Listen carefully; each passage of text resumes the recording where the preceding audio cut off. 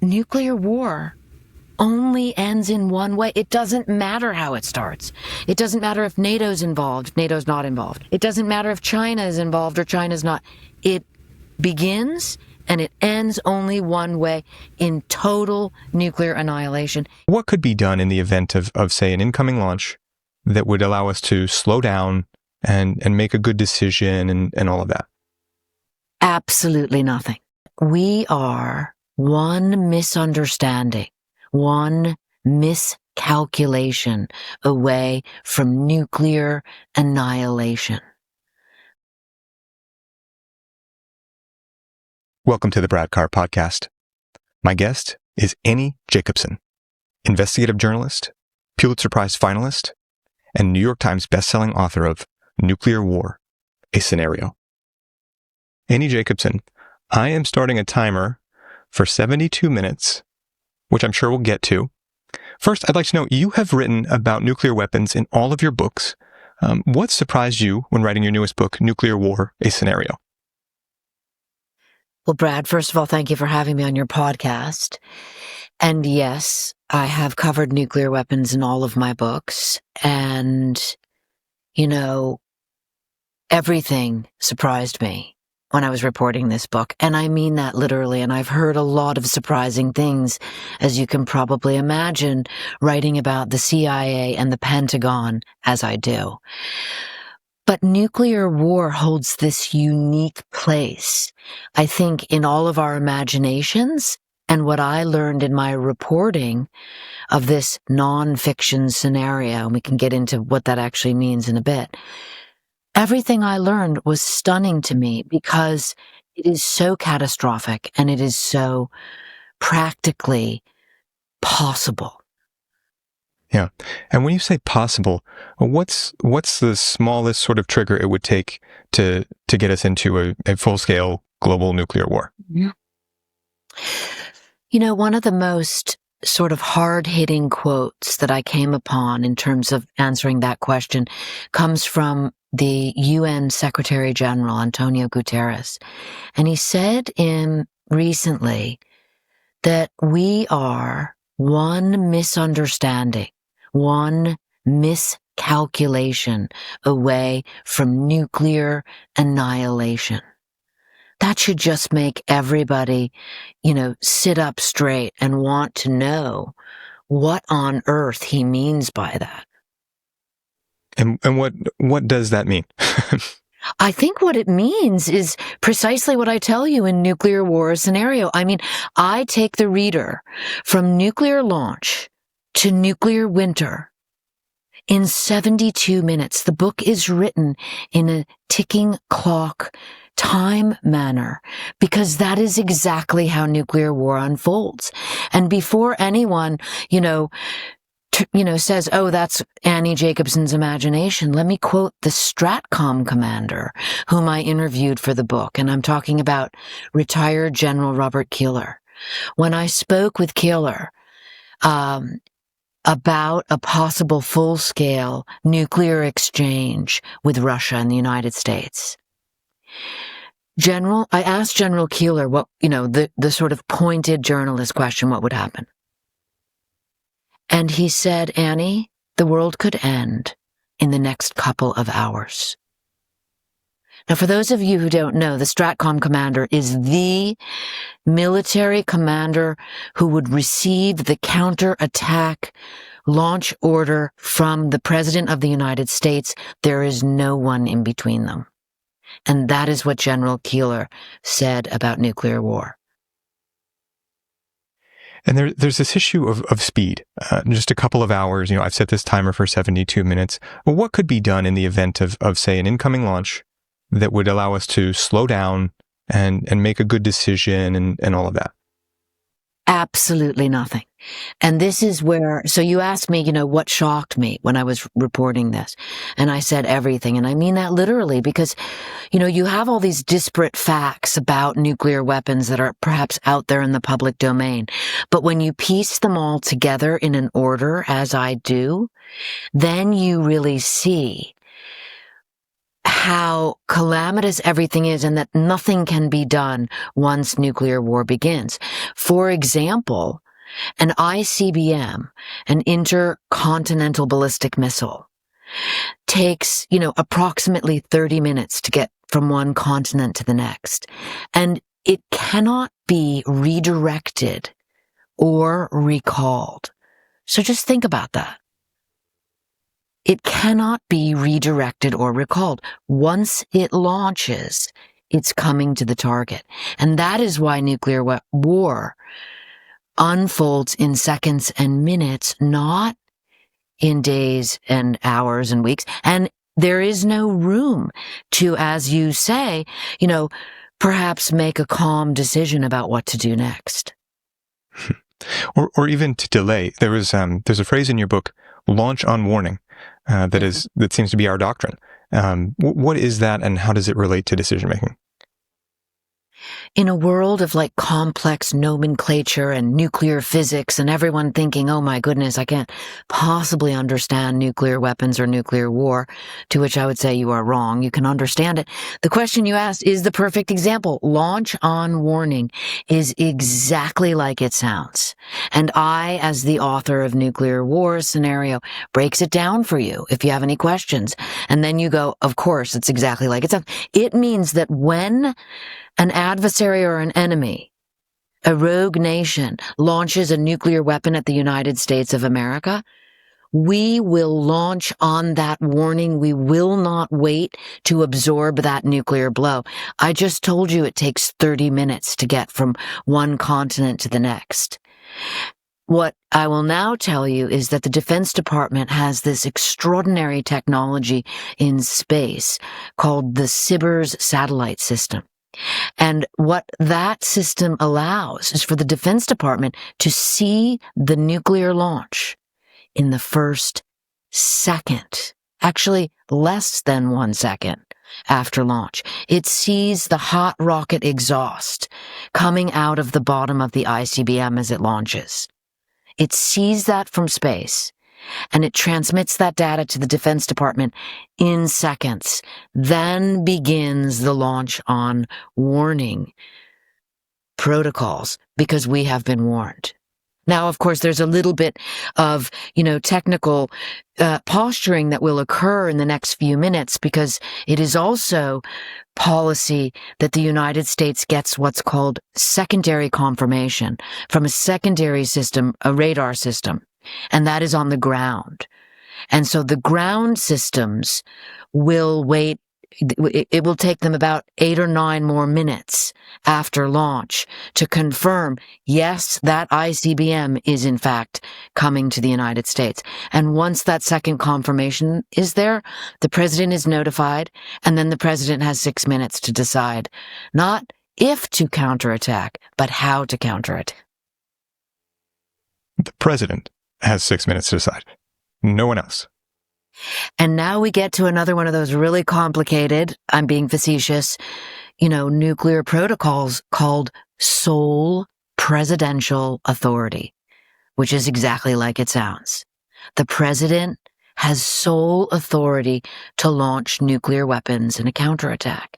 He doesn't ask permission of anyone, not the Secretary of Defense, not the chairman of the Joint Chiefs of Staff, certainly not the Congress. He simply makes the decision himself by the authority that is legally vested in him. During the first Trump administration, there was so much sort of confusion over this issue. It came up because of the rhetoric going on between the president and the leader of North Korea about sort of nuclear threats, that the U.S. Congress actually did a congressional report to drill down on this concept of sole presidential authority. Members of Congress didn't even know this was actually true. And indeed, that report tells us absolutely it is the president's sole authority to launch nuclear weapons. And the president has 6 minutes to decide not if to launch, but what to respond with. We have already been talking for longer than that. This seems impossible. What do you think there is to help the president in this sort of challenge? Yeah. When I first learned that 6-minute window, and by the way, it comes from President Reagan's memoir. He's the only president who revealed that information. Mm-hmm. And I quote him directly in the book, but he says something like, 6 minutes to launch a counterattack, it's irrational. Yeah. And it is. And yet that is the amount of time he had, because as I indicated, you've got this 30-minute window before that nuclear ICBM is going to hit. And the idea is, and use them or lose them is the kind of informal policy, meaning we have to use our nukes, launch them so we don't lose them, so they are not taken out by that incoming preemptive strike. This is policy. This is astonishing to most people, as it should be, because, information makes us all far more aware of what is at stake when people start tossing around terms like, oh, tactical nuclear weapons on the battlefield, or, oh, wouldn't it be swell if some other nations got nuclear weapons, because then we'd all have deterrence. I mean, this kind of stuff is insanity when you read my book and you understand what is exactly at stake. So for the president, what has he got at his disposal to help him make this decision in 6 minutes? Well, it's interesting. Tell me a little bit more about what you mean by disposal. Like, give me a little more specificity so I can answer most. Yeah. Well, you would think that the array of options would be dizzying. And, the degree of detail you would want, the kind of experts you would want to talk to. So what in the array of detail, other people does he have to work with? Right. Okay. So thank you for setting the groundwork there, because you can imagine in a normal circumstance, if you had a war and you had to make decisions about, an attack, you could look at D-Day, for example, and think about all the planning that went into that. And to your point, generals and strategies and dates and decisions, and none of that exists in nuclear war because the president has 6 minutes. And so really what he's left with is what we know as the nuclear football, which is formally called the emergency satchel. And it's a leather briefcase that gets carried around by the military aide who accompanies the president 24/7, 365 days a year. I also learned when I was reporting the book that the vice president has that same military aide with the football as well. And inside that football, the emergency satchel, is something that's called the Decisions Handbook. Informally, it's known as the Black Book. And I was told it's called the Black Book because it involves so much death.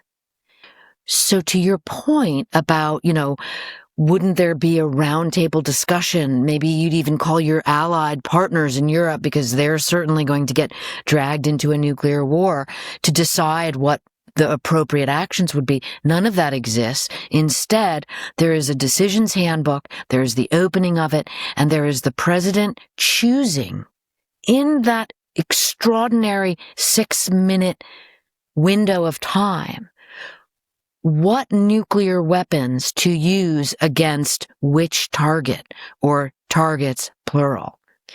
And so when you really break that down and you think about, there are 9 nuclear-armed nations, a number of which are our allies, a number of which are not, you can pretty much, determine the 3 or 4 nations that this nuclear weapon is likely going to be coming from, which would be confirmed by the launch location.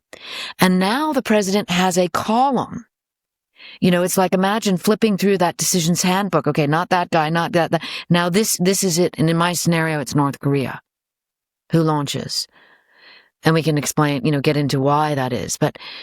And so now the president has to decide the targets in North Korea that he is going to strike. And they are literally listed out in the decisions handbook, and the president makes those calls. There is also an identical handbook at Stratcom, so that the Stratcom commander is very clear that they're working from the same page. It's really a remarkably end-of-the-world scenario when you drill down on it and think about it in such specificity. Yeah. 6 minutes to look at what I've heard you compare to a Denny's menu that just lays out a set of options, and then to launch a war that will kill how many people? Well, that's where we really get into the specifics, and that's why I think it's important to follow through the scenario, and I take you step by step to understand. And remember, I wrote nuclear war a scenario, not nuclear war the only scenario. Yeah.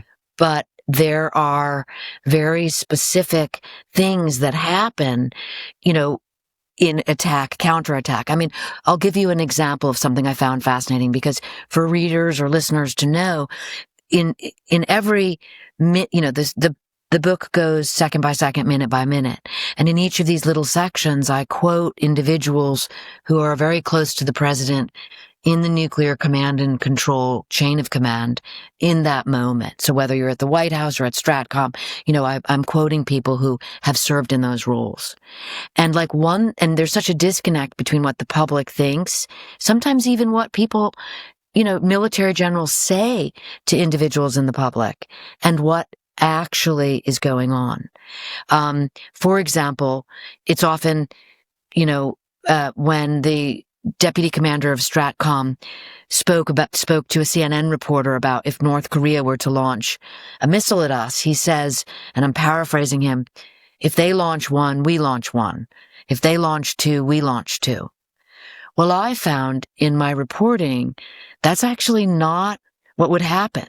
If North Korea were to launch a bolt-out-of-the-blue strike against Washington, D.C. with a 1 megaton thermonuclear bomb, we would launch 82 in response. And so that is why in the scenario that I write, 82 are launched in response. And I break it down why it would be a certain number of ICBMs and sub-launched ballistic missiles, why the bombers would be, all of this. And again, this is based on my reporting. Mm-hmm. So 82 nuclear missiles in response to a country of maybe 25 million people. What's the difference between this and genocide?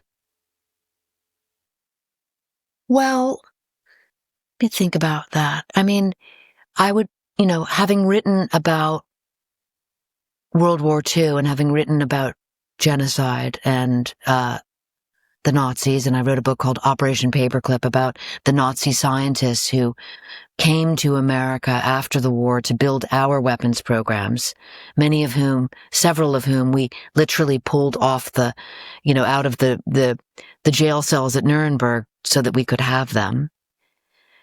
So I am familiar with genocide, and I'm not one to make the comparison to something that using that word, which is so profoundly shocking. And I see it in the context of World War II, and that's just my frame of reference. So I'm not gonna get it. It's not for me to speculate that, because I want readers to understand the proportions of what could happen, and they can certainly make those conclusions themselves, as a number of the people I actually will quote one person in particular, a former, person privy to all of this, what he thinks about it. But I think it's better if those comments are left to people in the military command and control structure rather than me. Mm-hmm. Yeah. And Annie, you're such a historian. What got us into this doctrine of mutually assured destruction in the first place? What was happening at the time that sort of set this? It's such a great and important question because, and again, another thing I too was surprised to learn, having studied the birth of nuclear weapons and the sort of Cold War buildup of nuclear weapons from a point of view of let's say, like DARPA, which I've written about. The original idea behind nuclear war, and I'm talking about in the late 40s, the Soviets got the bomb in 1949. So sort of the end of the 40s and the 50s, when the thermonuclear arsenals were being built. The idea was that nuclear war could and would be fought and won I mean, it's complete insanity. And then sort of in the 60s, as people really began to drill down on this, and I'm talking about people within nuclear command and control, they realized this is impossible. You cannot fight and win a nuclear war. It only ends after all the war gaming, it was realized nuclear war only ends in nuclear Armageddon. And so the thinking changed, and the idea which we have today became deterrence, which is, just another way of saying prevention. The idea of deterrence, which is mutual assured destruction, MAD. This idea that no one would be crazy enough, no one would be mad enough to start a nuclear war because we all know it only ends one way, with all of us dead. And it's a very catch-22 kind of thinking, and that is what prompted me to really write the book, which was, well, what if deterrence failed? What would happen? And I wanted to show in horrifying detail exactly what would happen.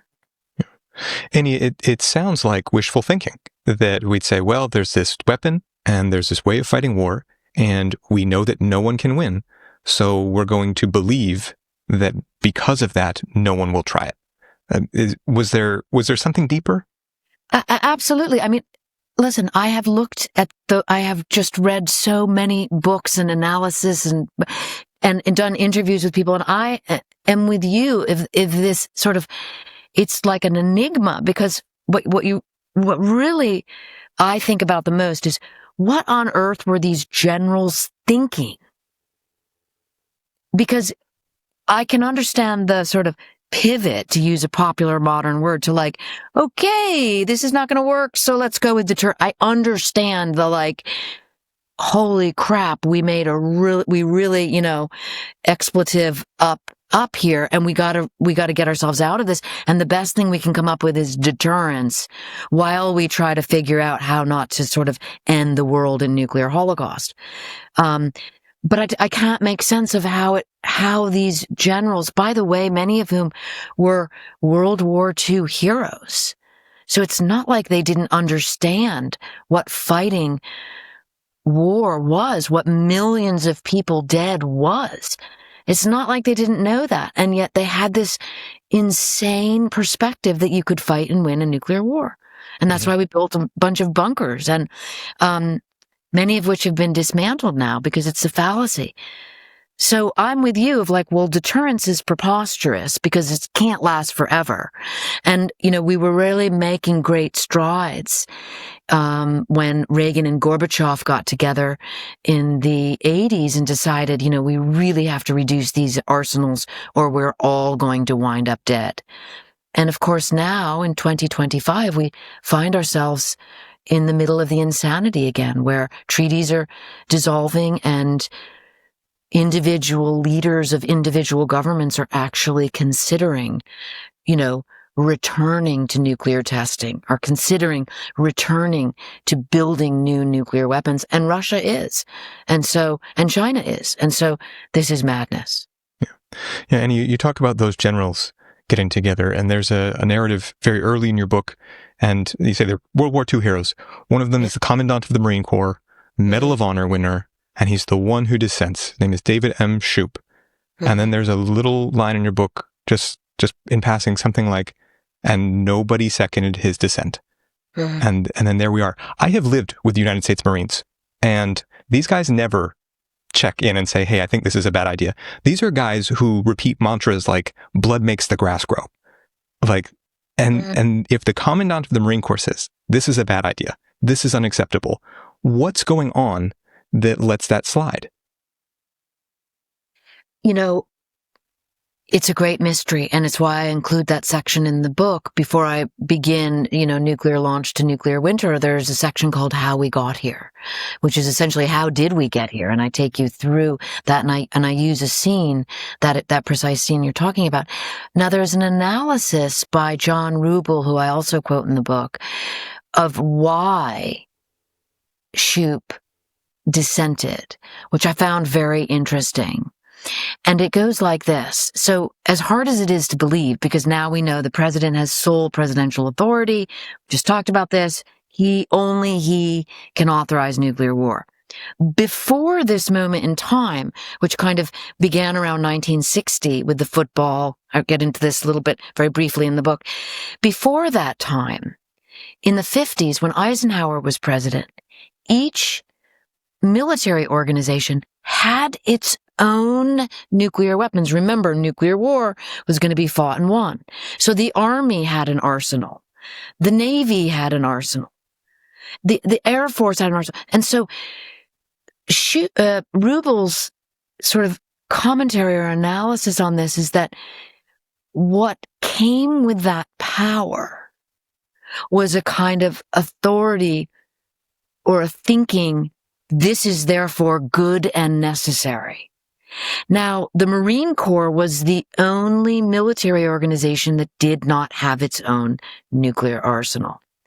And so his thinking was, Shoup was not sort of, I don't want to say blindsided by, but, pick a word. Shoup was not influenced by the authority over an arsenal that he was in charge of. He could have a little bit of objectivity and see the weapon systems for what they were. And that was perhaps why he dissented. And that's very, very interesting about human nature.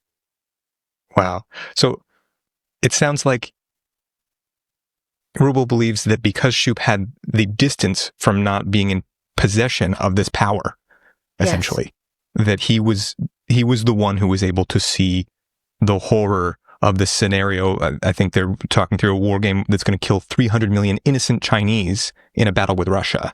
It's that detachment from the power.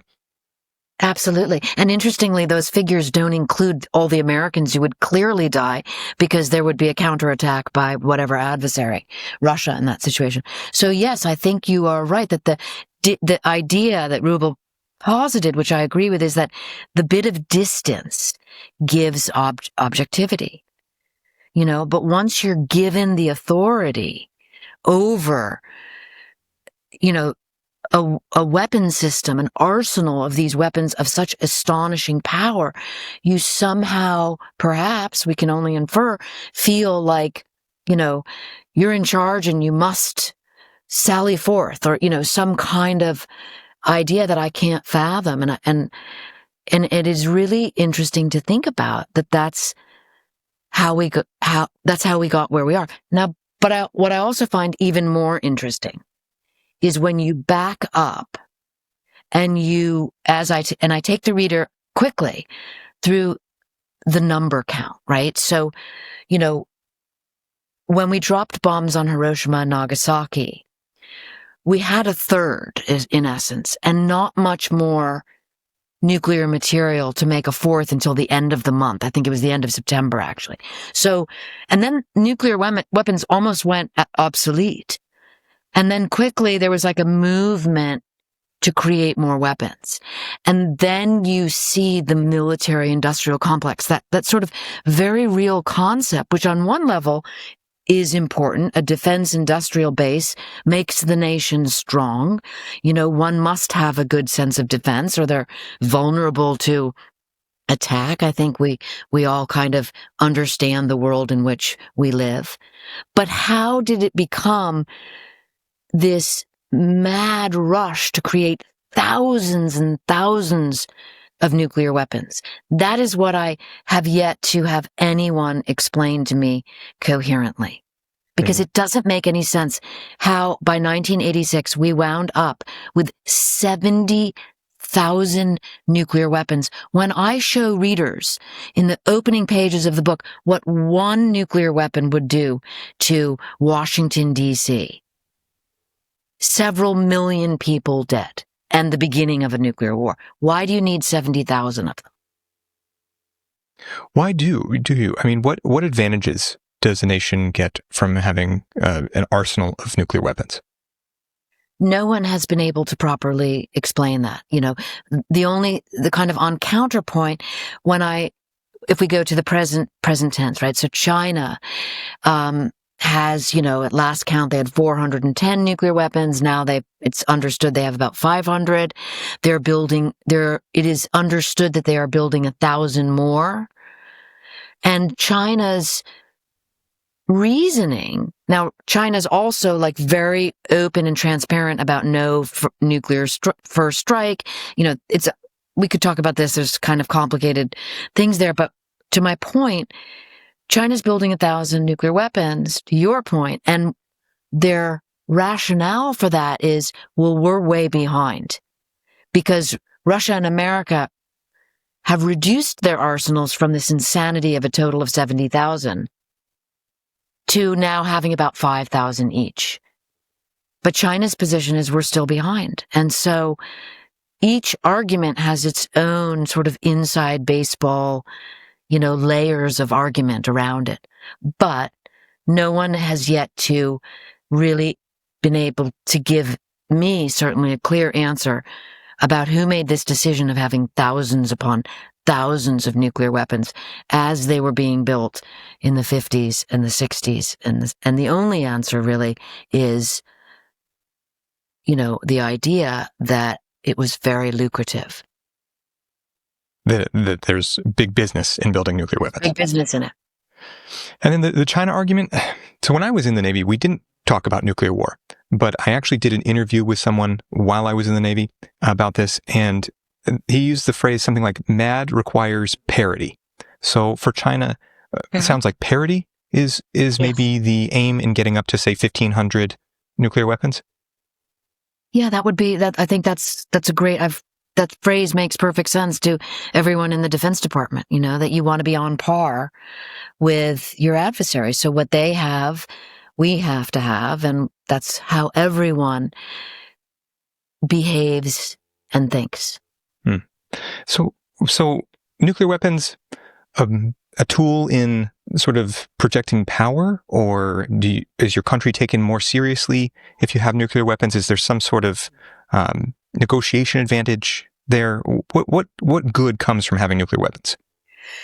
I mean, that's a very clear and simple argument that, is hard to deconstruct if you're only thinking about your own nation, right? Yeah. So you hear it now, people say erroneously, well, if Ukraine kept nuclear weapons, and of course they couldn't have kept them because they weren't theirs, they were Russia's, having a nuclear bomb does you absolutely no good if you don't own and control the triggering system, which Ukraine never did.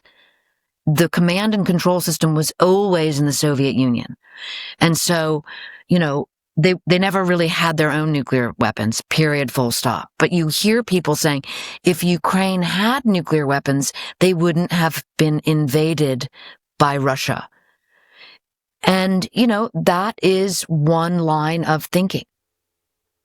So I think what we hear now, since the book has published a year and a half ago, I've heard arguments, Japan should have nuclear weapons. South Korea should have nuclear weapons. So where does it end? Germany, I even heard a discussion about Germany having nuclear weapons.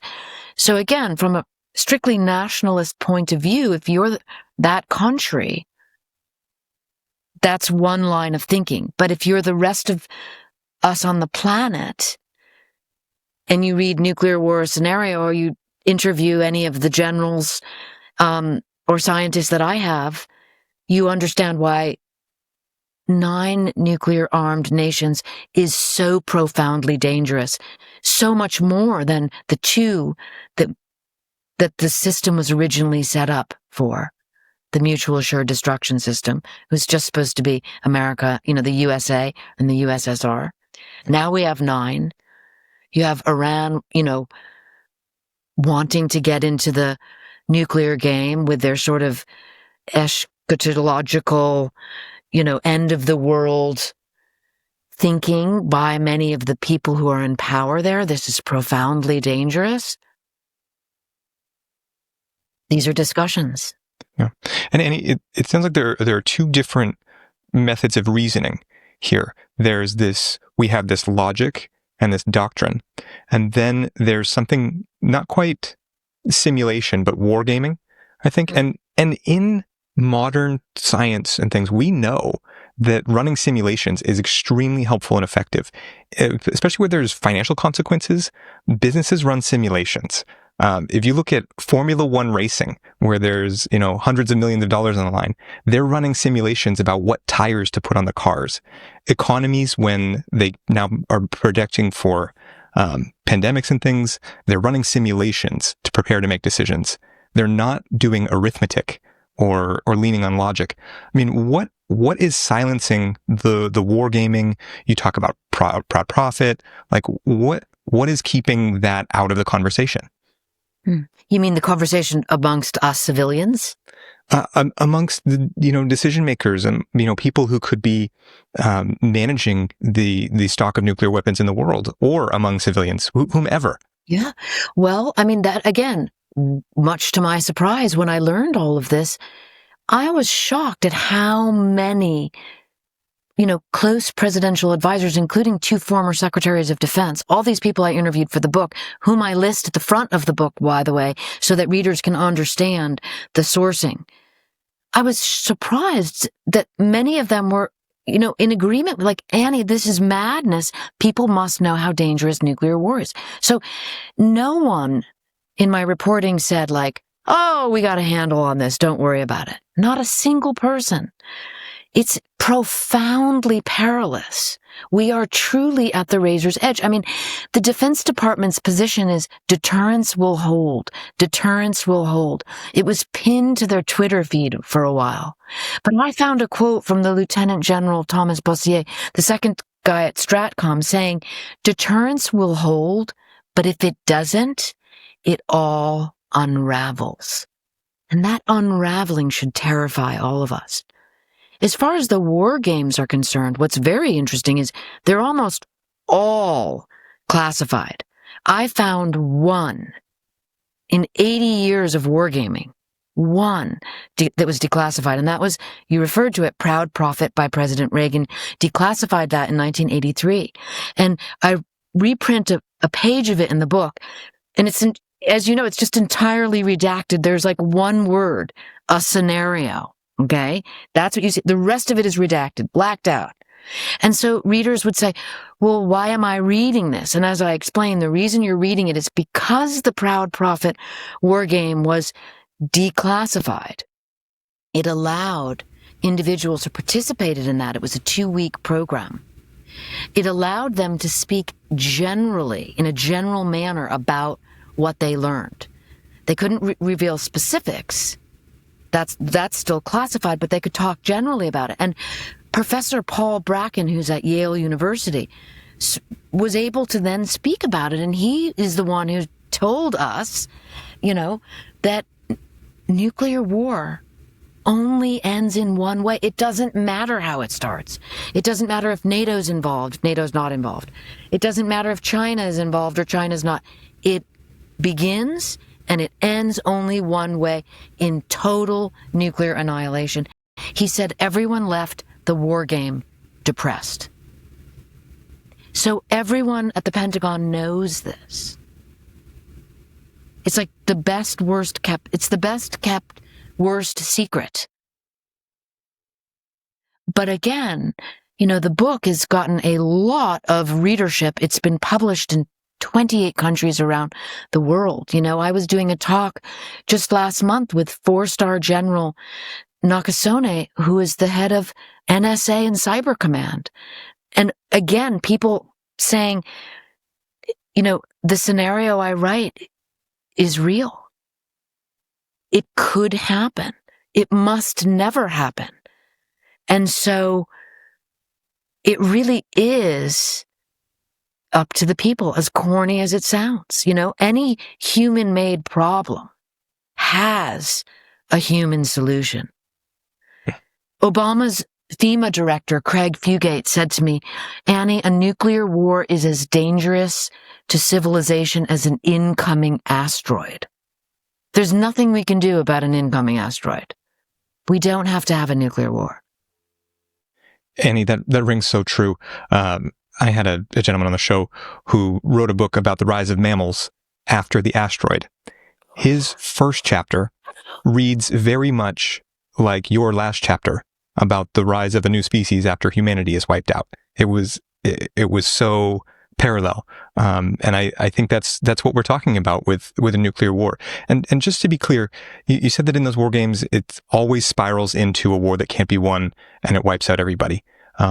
What is it about nuclear war that means it's going to wipe out everybody? What if we just had one missile comes our way and then we escalate to de-escalate? We just completely annihilate that country. What makes that not the end? I'm going to answer that, but first, I've got my pen out. You have to tell me the name of that great book you referenced, because I'm going to immediately buy it and read it. Oh, that's The Rise and Reign of the Mammals by Steve Brusatte. And I'll send you the episode. Rise and Reign of the Mammals. What a great, I can't wait to read that. Yeah. So why can't we just have a single tactical nuclear? Why couldn't it be just tit for tat? And I'll tell you exactly why. And it's something I learned it's actually something I learned in my reporting, and then I had to confirm with former Secretary of Defense Leon Panetta, because I couldn't believe it was actually true. And this is what Gutierrez meant, the UN Secretary General, when he said one mistake, one miscalculation could lead to nuclear annihilation.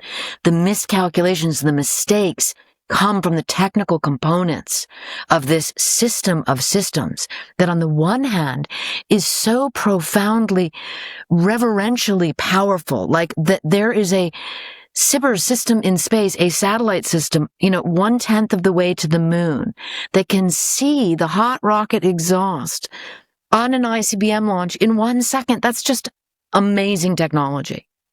But at the same time, there are serious problems. The two primary problems I learned about are this. One, Russia pretends to have a system as good as us. And I asked people very familiar with Russian scientists as well. So in other words, they say their system in space that can look at launch is great, but it's not. And Ted Postel, professor emeritus at MIT, specifically has done a lot of work in this area and explained to me that Russia's satellite systems, they don't have like a look-down capacity the way ours do. So they can, while they're looking down, trying to see the potential launch of an American ICBM, they can mistake sunlight or clouds for a launch.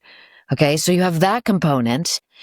And then you have another component which is shocking and should be shocking, which is that U.S. ICBMs, we have 400 of them, and they are scattered throughout the Middle West in different air bases, buried in silos under the ground, on ready for launch status. They're called Minutemen missiles. And the joke in Washington is they don't call them Minutemen for nothing. They can launch in under a minute.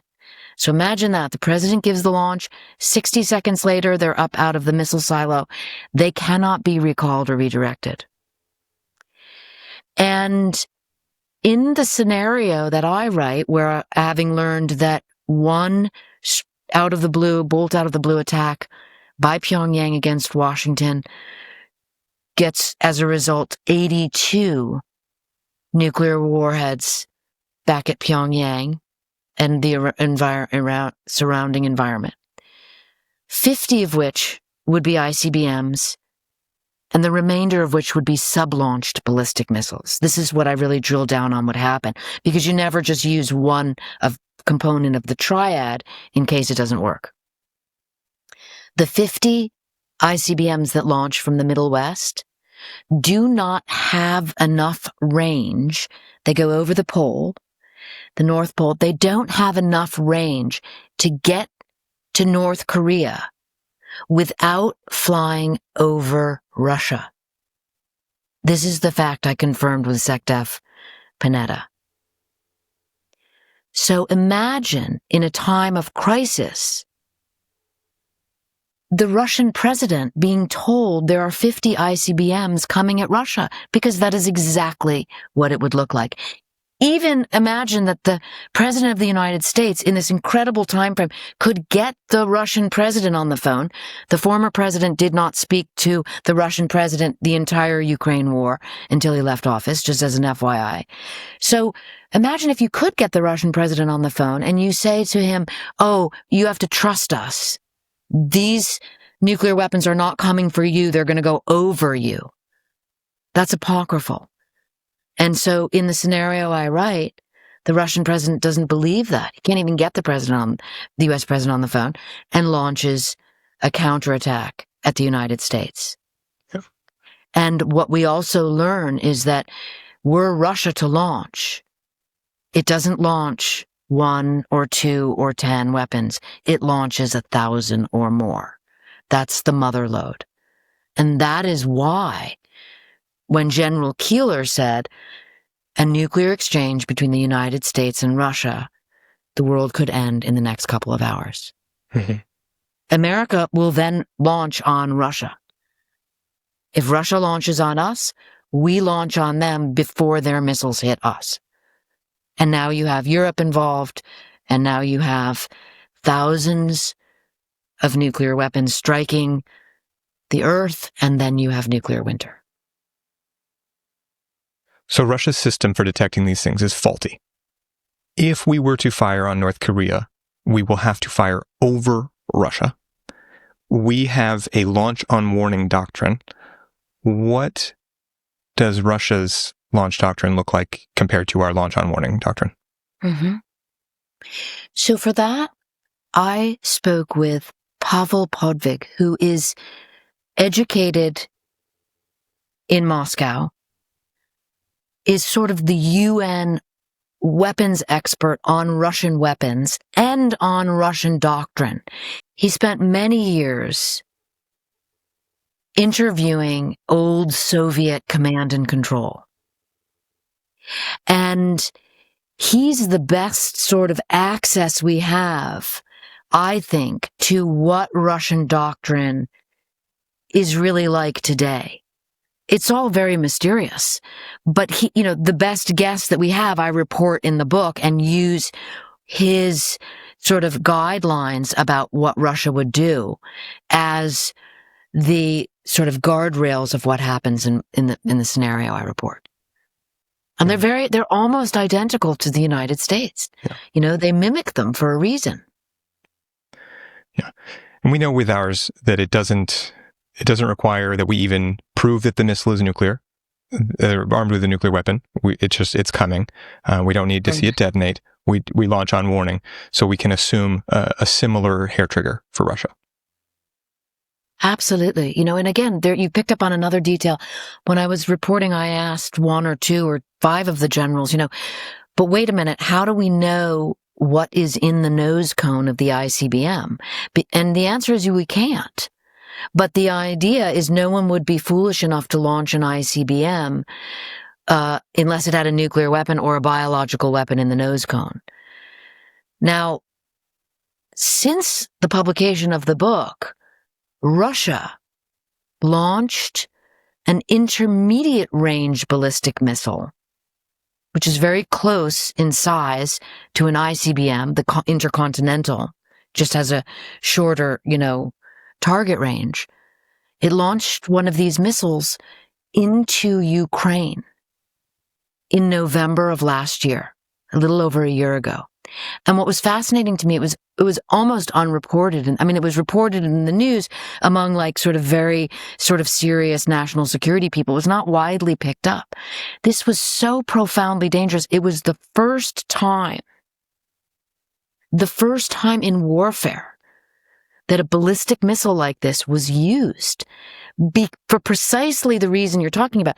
We over in, command and control in the bunkers beneath the United States that I tell readers about, that are watching every launch that happens anywhere on Earth, 24/7, 365. Imagine the reaction when they saw that launch. Now, systems immediately calculate the trajectory of the launch, so it would only take maybe a minute or two for the systems to realize that that missile was not coming to the United States, it was heading toward Ukraine. But still, I found out subsequently from the Assistant Secretary of State, Mallory Stewart, that Lavrov, the Russian defense minister, had notified the State Department of the launch 30 minutes before launch. And so getting a window into that kind of terrifying inside baseball, global stakes, it's just shocking to me how dangerous and perilous those kind of actions are. And they seem to be becoming more common than less common, certainly with Russia's war in Ukraine. And you're talking about this perilous moment that we're in. How does our current risk of a nuclear war compare to things in history? It's interesting because I don't have the capacity to imagine that or to analyze that, because that's not my lane. But I do speak to a number of people whose lane it is, and they are increasingly concerned and feel that the peril is greater, primarily because of the number of nuclear-armed nations, but also because we're seeing a war in Europe of this scope and scale, with Russia, a nuclear-armed nation, for the first time since World War II. If Russia launches the Motherlode, how many people would survive?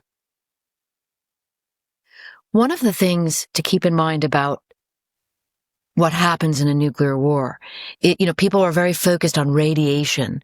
And while radiation is an extraordinary, heinous component of all of this, it's not what kills the most people. What kills the most people are the fires burning. And what's interesting is that this kind of work was pretty much left out of,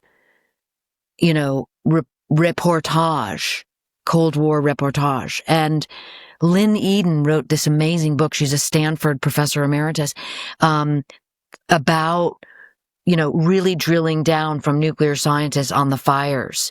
And I interviewed Lynn and cite her in my book and use both a lot of her kind of thinking as well as Ted Postal's, who also did a lot of work in this area about, really the specificity of the kind of fires that result. I mean, I'll give you an example. A 1 megaton thermonuclear weapon strikes the Pentagon. That's in this scenario. The initial blast, the thermonuclear blast of light, catches everything on fire in the line of sight. But the actual blast of the weapon itself creates 5,700 diameter feet of fire. That's 19 football fields of pure fire. Okay.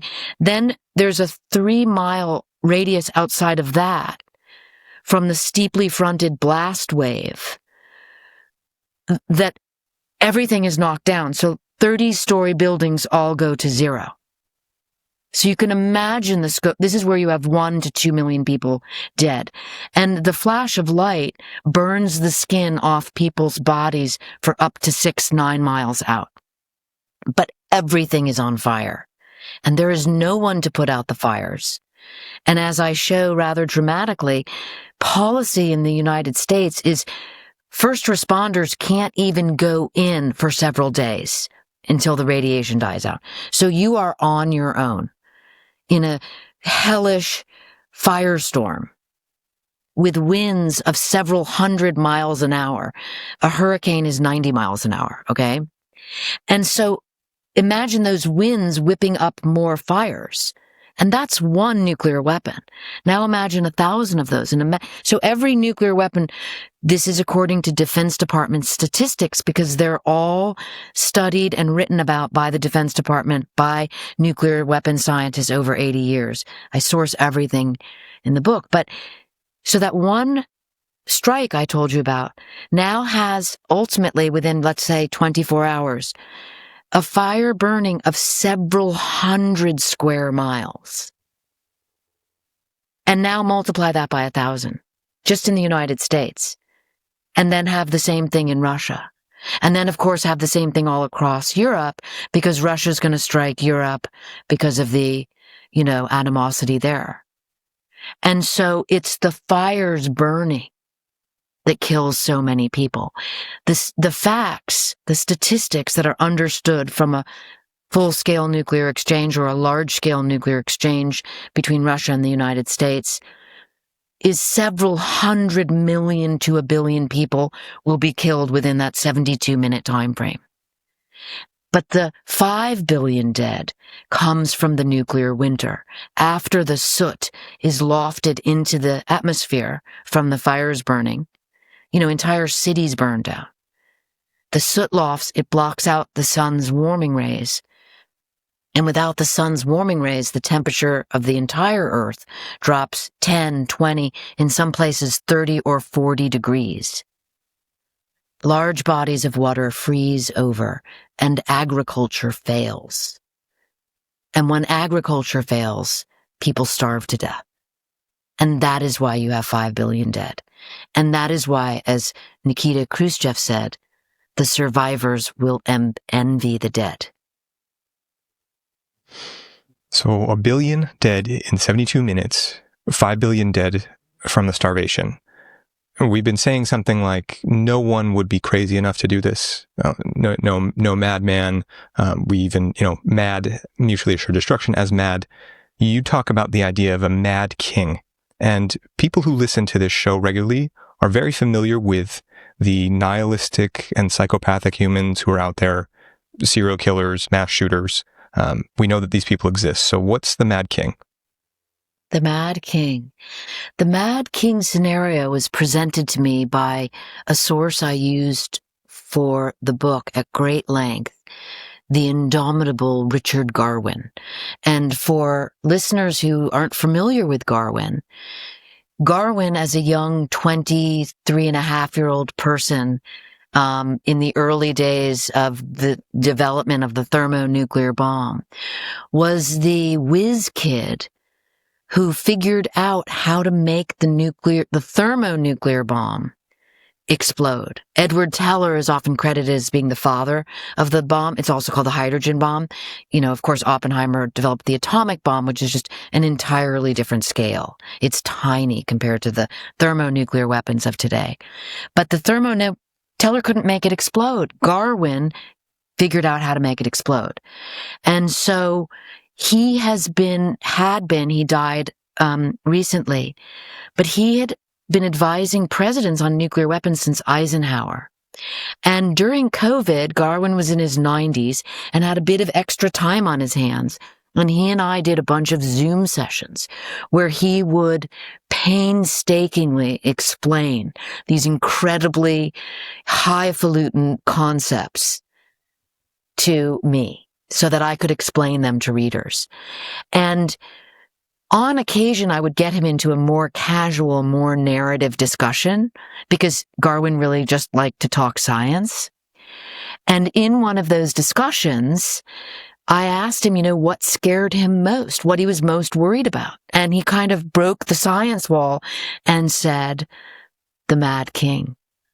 The Mad King. And he even quoted the French phrase, après moi le déluge, after me the flood, the kind of Napoleonic idea of like, if I'm going to lose, everyone's going to lose. And he said that is what worried him most. He made a caveat and said, a madman with a nuclear arsenal. And I interpreted that as North Korea. And that is why I chose North Korea as the Mad King nuclear strike. And as I say in the book, we never figure out, the royal America the Great, never figures out why that was done, only that it was done. Yeah. What was the set of dots that you were connecting from Mad King to North Korea? Well, a couple very important ones specifically. So, as we know, or as you learn from reading Nuclear War Scenario, once nuclear war starts, there are no rules except for it's just total war, and then it ends 72 minutes later. But in nuclear deterrence, there are rules. And there are a couple very, very, very important rules. The number one of which I would argue is notifying your neighbors if you're going to launch an ICBM. So when you read the book, you realize very quickly, my God, the Defense Department sees this launch in 1 second. I have a map in the book drawn by Richard Garwin himself that shows concentric circles of about as the ICBM makes its way out of Pyongyang, at what point defense officials in the United States are saying, okay, it's not headed toward Moscow. Okay, it's not headed toward Guam. Oh my God, it's headed toward the United States. And then even more specifically, it's like, I think it's 230 seconds is when they figure out it's headed to the east coast of the United States, right? 230 seconds. That is not a lot of time. And so backing up to the point, if you notify your neighbors that you are doing an ICBM test, and when you do an ICBM test, there's not a nuclear weapon in the nose cone, it's a dummy warhead. Your neighbors know, okay, this is happening. So their systems aren't looking and going, oh my God, there's been a launch. It's going to be a nuclear launch. They say, we know there's a test. And of course they're watching it. And then, as most tests, go either into space or out into the sea. But there's a trajectory that is understood. And, I suspect that sometimes the nations even share trajectories. I could be wrong about that. That's classified. But it would make sense. Or, for example, when the U.S. tests its weapons, it launches from Vandenberg Air Force Base in Santa Barbara, California, to the Marshall Islands where we have the Reagan test facility. So the Russians know where it's going to go, and they're watching it. But North Korea doesn't play by that rule. It regularly launches ICBMs from Pyongyang, from outside of Pyongyang. It launched 100, different ballistic missiles while I was writing the book. Every single time one of those missiles gets launched. Can you imagine what happens in the nuclear command and control in the United States, in the military command and control systems in Japan, in South Korea, in Russia, all around the world? That is rogue behavior.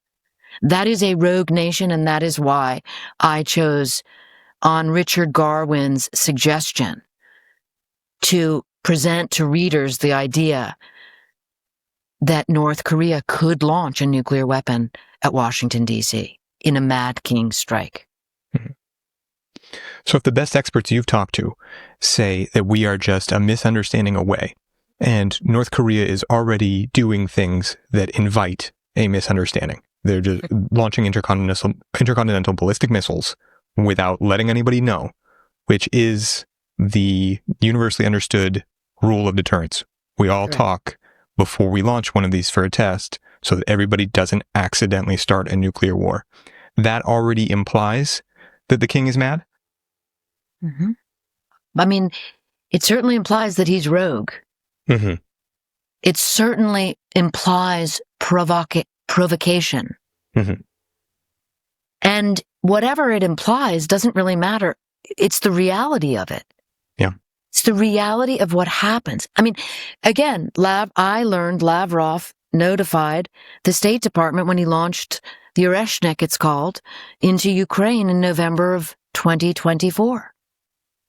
Why? Because they didn't want to start an accidental nuclear war. Yeah. And that's with live ordnance. That's with a missile that's actually aimed to hit a target, not just a test. What's interesting is it's my understanding that there was just a dummy warhead in the Oreshnik. So it didn't it may have had some conventional weapons, but it certainly didn't have like massive conventional weapons, because what really, the analysis of the damage is that it was a dummy warhead. And so that, if you're going to reverse engineer why, it was to show we can do this. I mean, it's really menacing. It's really menacing in terms of suggestion, because it's saying we could put a nuclear warhead and strike Kiev or wherever we want. And it's literally almost saying, and look, we're going to show you. That's what is so shocking about that, and just, completely not reported. I write about the reality of that in the nuclear war scenario, the paperback, and in an afterward section, I write about that happening, and I also write about the experience of being taken into a bunker I didn't know existed inside the State Department. It's not really a bunker as much as it's a nuclear deterrence center. It's behind a number of walls to get to it, but it's where the U.S. and Russia communicate with one another about nuclear launches through a series of electronic pings. It's fascinating, and I think people will really be interested in reading it in the afterword, because the Assistant Secretary of State, when she brought me into the bunker, those who worked there, they had a copy of Nuclear War Scenario, and they asked me to sign it, and they said that there had been some debate amongst those who work there of whether or not the NURC, that's what it's called, the National Nuclear something facility. I'm sorry, I'm forgetting it at the moment. They said, could we at the NURC have stopped this from happening? And I was horrified to learn that they didn't unanimously agree it could be stopped. To your scenario with North Korea as well, it doesn't end with one missile hitting the East Coast. You also describe this devil's situation as well. What does an attack like that look like? So I wanted to show, there's a second strike by North Korea. And yes, it's actually called the Devil Scenario by Japanese, officials when they were dealing with Fukushima. And you may remember that was just an act of God, the tidal wave that overran the nuclear facility and damaged the cooling systems on some of the nuclear power plant's core reactors. And if a nuclear facility loses its ability to cool itself, there's a chance it could have a meltdown, like Chernobyl, only worse. And so there's that to think about. And, the rules of war say you never strike a nuclear facility. And this is sort of understood by everyone, and even got like a little bit of raised eyebrows when I was writing this into the scenario. Like, Annie, no one would ever be crazy enough to strike a nuclear facility. And of course, we see in Zaporizhia and Ukraine, there's like kinetic weapons going off there all the time, and the facility has almost lost power. It's incredibly dangerous. But in the scenario I write, a second nuclear weapon is launched by North Korea to hit the Diablo Canyon power plant, nuclear power facility in California on the coast. And it's launched from a submarine. And I did this because I wanted readers to see how dangerous submarines are, and how I told you about the 30-minute window of the intercontinental ballistic missile. Well, a nuclear missile launched from a submarine, the submarine can sneak up within a couple 100 miles of America's east and west coast. We do the same thing to our adversaries and enemies. And that launch takes minutes, sometimes less than 10 minutes. And there's no time to stop it. And so I wrote that into the scenario because I wanted people to realize again how dangerous submarines are. They were described to me as the handmaidens of the apocalypse. That's precisely what they are. And when I describe to readers in detail of what happens when a nuclear warhead hits a nuclear power facility, it truly is the devil's scenario. Yeah, the speed of the launch from the submarine to hitting the target, the submarine is impossible effectively to stop and track. So if we're talking about a decapitation event, would the most rapid way to execute that be a submarine as close to Washington, D.C. as possible to try and wipe out everybody before that, that decision even gets made, before the president even gets his 6-minute window?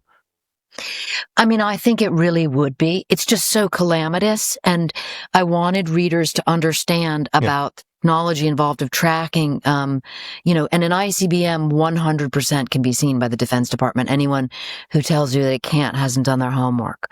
But a sub is near to impossible to determine. Now, in the scenario I write, it's obviously North Korea because they launched one and this is number 2, unless they had a partner, which, but yes, and the movements of submarines is highly, highly classified. I mean, everything having to do with nuclear war is classified, but we just know so little about where the subs go. But I found a map in believe it or not, a Defense Department budget request from just a couple years ago that shows the map of where the submarines go. You cannot track a submarine in real time. They are truly stealthy, which is why they're so dangerous. You just simply can't track them. We can't track Russia or China's. They can't track ours. But because of systems that we have beneath the sea, like SOSIS, one of them is called, we're able to track the subs after. Like once they pass, if that makes sense, we can pinpoint them. And so the map I show in the book is really a way you can see how close Russia and China's subs come to the coast of the United States of America. And it just blows your mind. It's literally a couple 100 miles away. Where did you find this map? I source it in the notes as I source everything. So you can just go to that page in the book and then go to the notes and I literally give you the exact long title of the document, but it's a budget request. It's the Defense Department asking Congress for more money and saying, we need more money for such and such a thing related to our nuclear subs because look how dangerous it is. And it's absolutely true, but there is nothing you can do about it. And there's nothing anyone can do about it. So in a document to justify more budget, we show, wow, we are this vulnerable to these nuclear armed submarines. And everyone knows that, by the way, but only once I could produce the map could individuals privy to that information, talk to me about it because it's in the public domain. Mm-hmm. Does that make sense? Yes. That's how sort of reporting works, which people are always interested in. I mean, a big question I always get is, how did you get everyone to give you this classified information? And my answer is, no one gives me classified information. I mean, I work with individuals who are highly professional, and they would never do that. What they're sharing with me is public information that for whatever reason gets ignored by the public or overlooked. Or one thing I've really learned in this process is that it's very important to be able to give information to people in a manner that's digestible, in a manner that they can understand. I had the great privilege of speaking about nuclear war, a scenario at the United Nations. I was asked to come speak to 193 diplomats. And afterwards, there was a small reception, and one of the men who wrote the current treaty, the Treaty on the Prohibition of Nuclear Weapons being put forth at the United Nations right now, gave me a really important to me compliment. He said, Annie, you are a subject matter expert in making it simple. And I take that as a compliment because there's something called the nuclear priesthood. And those are also usually the people who are very quick to criticize someone like me. And, all these book laters, I really don't care. But throughout my whole reporting career, I'm often criticized by a kind of highbrow, esoteric group of individuals with bow ties that seem to think that if you speak down to people, they will somehow realize what you're saying is important. And I think it's the exact opposite. Just like, make it simple. Make it simple. All of our lives are in danger here. It's not just going to affect a group of, nuclear physicists. It really is it's a matter of all of us, for all of us. Yeah. And Annie, to ground us in that fact, 72 minutes and more have passed since we started talking. And in your scenario, 1 billion people would be dead or dying. And about to be five, yes. And soon to be 5 billion. Now, what about stopping this? Do we have systems to shoot down incoming missiles, something like that? Some way to hack them? Mm-hmm. Well, we don't. I mean, the short version is we don't. And I take the reader through that. We have the interceptor missile system, that is made up of 44 interceptor missiles. 44. So to give you an indication, Russia has 1,670 nuclear warheads on ready for launch status. Ready? Okay, 1,670. 4 versus 44, do the math. It's just impossible. What's also impossible is that the statistics on the effectiveness of our interceptor missiles is very poor. I use missile experts to describe exactly what happens in trying to shoot down an incoming ICBM. And I think one of the easiest to understand ways of seeing it is what Ted Postal explained to me this way, is that the ICBM is traveling at 14,000 miles an hour. And it's several hundred miles above the Earth. So, look up and think about where that is and how fast it's going. Now think of the interceptor missile, which is going to launch. And by the way, it just has essentially like a bowling ball in its nose cone. It's just hitting it with force. It doesn't have explosives, okay? So it has to actually impact the warhead, which by the time it's where it can be intercepted, it has lost all of the back end of what we think of as a missile. So it's just a nuclear warhead flying through space, all those miles up at 14,000 miles an hour. And the interceptor missile, this kinetic ball, is going to try to hit it at 20,000 miles an hour. And so when the Missile Defense Agency says to me, Annie, it's like hitting a bullet with a bullet, as I report in the book, it's literally what it's like. And it's why the failure rate is so extreme that program is now on pause. It's not even an active program. The 44 interceptor missiles exist, but they're not continuing to develop it because it doesn't work. Yeah, I think a lot of people have this idea that we'll just stop it. And Annie, this is another piece of what you were speaking about earlier, the people who praise you for, is you have this skill for breaking things down for the layperson. Before we get to our last topic, for people who want more of that from you, where should they look for you online? Well, you can buy my book anywhere where books are sold. And I also actually read my own books. I do the audiobook. And I think it's just a great sort of 21st century component of it all. Because a lot of people listen, a lot of people like to listen. And so wherever books are sold. Great. We'll put links in the description for people to check out. And Annie, last of all, I'd like to talk about, ideas. What have you got in terms of response from people who are trying to work towards some sort of nuclear disarmament? What do you think people can do? What's going on in that space? Mm-hmm. Well, there is the TPNW, the Treaty on the Prohibition of Nuclear Weapons at the UN, which is this idea to, reduce the arsenals. Now, many people believe in what's called global zero, which is trying to get to zero. I myself am an advocate of let's just start by reducing. And I will cite one positive vignette in all of this, which involves President Reagan. because it sort of sums up the answer to your question of what can we do, right? So President Reagan was a nuclear hawk. He came into office believing that more nuclear weapons made Americans more safe.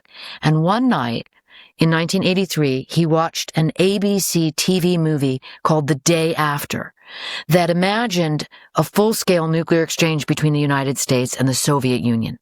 And it terrified him.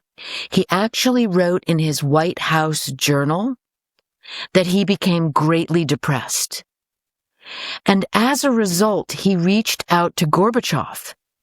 And together, they reduced over time, they reduced the arsenals from the all-time high of 70,000 nuclear weapons. We spoke about that earlier, 70,000.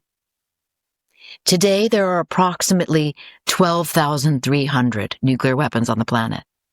And so that work that was begun by those two world leaders didn't happen in a vacuum. I mean, people were really terrified of nuclear war in the 80s. They were protesting in Central Park and Hyde Park around the world. And so presidents do what people want, what people demand, not always, but often. And certainly in extraordinary circumstances like that. And so, I think that the American president is very powerful with his executive pen. And I think that the time has come in this world of, increasing peril, that it's really valuable for individual people to realize, again, that the president doesn't work in a vacuum. It's really up to, it's a sort of joint effort of people demanding response. And I myself feel that nuclear weapons have gotten more into the public eye, certainly than they were when I was began reporting the book during COVID, when many of the generals said to me, Annie, I'm glad you're reporting this. People have forgotten about nuclear war. That is not where we are now. It is front and center, and it's time to get those arsenals reduced. Yes. Well, Annie Jacobsen, for the work that you have done to open so many eyes to this issue through your book, your work to prevent it, and for taking this interview with me, thank you so much. Thank you so much for having me. Thanks for watching my interview with Annie Jacobsen. To go even deeper on these ideas, you can watch my interview with Pulitzer Prize winner Anne Applebaum. Links to that interview and everything else we discussed are in the description.